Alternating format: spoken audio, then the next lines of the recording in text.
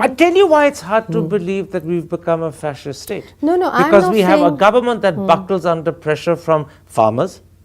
We have a press that is sharply critical, at least from some quarters of the government.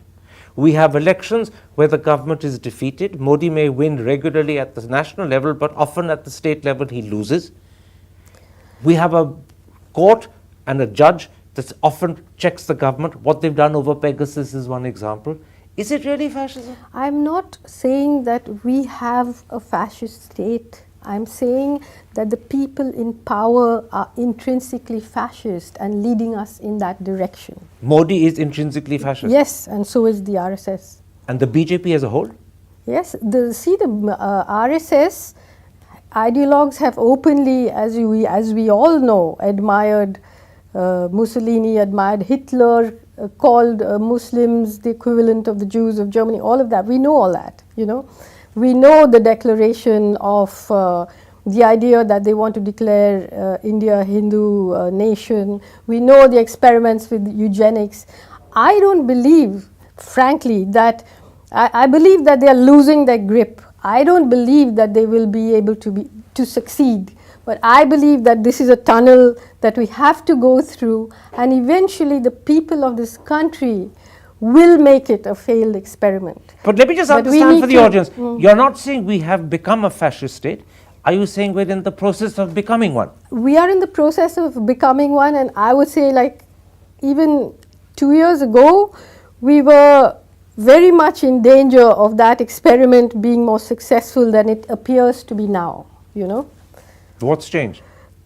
Huge protests, the farmers' protest. If you look at what's going on in UP now. So India is fighting back. Yes, the people yes. are fighting back. The people are fighting So I'm back. just not to be political clear, parties. you're saying two slightly contradictory things. We're in the process of becoming a fascist state. 2 years ago, it looked as if we were more likely to become one than it does today.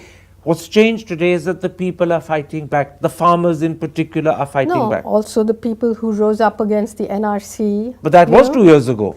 Yeah, but this piece that I wrote was before that, you know, before those protests began. So what is the situation today? Is today India on the way to becoming a fascist state? I would say that,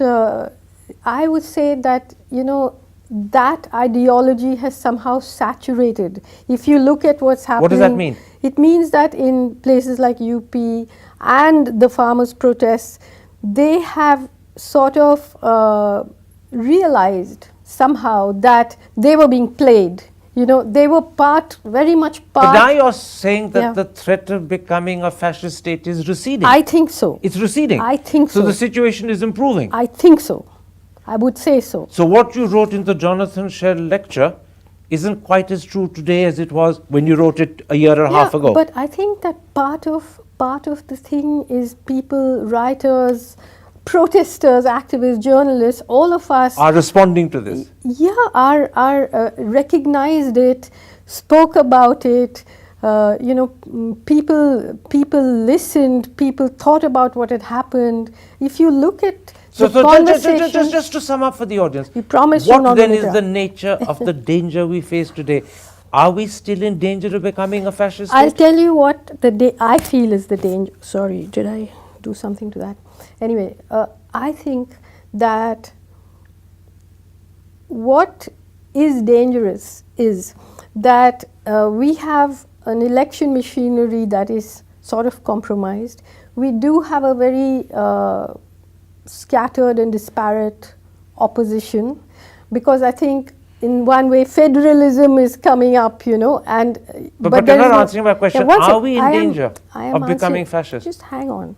So what I'm saying is that that Hindutva card has played itself out now.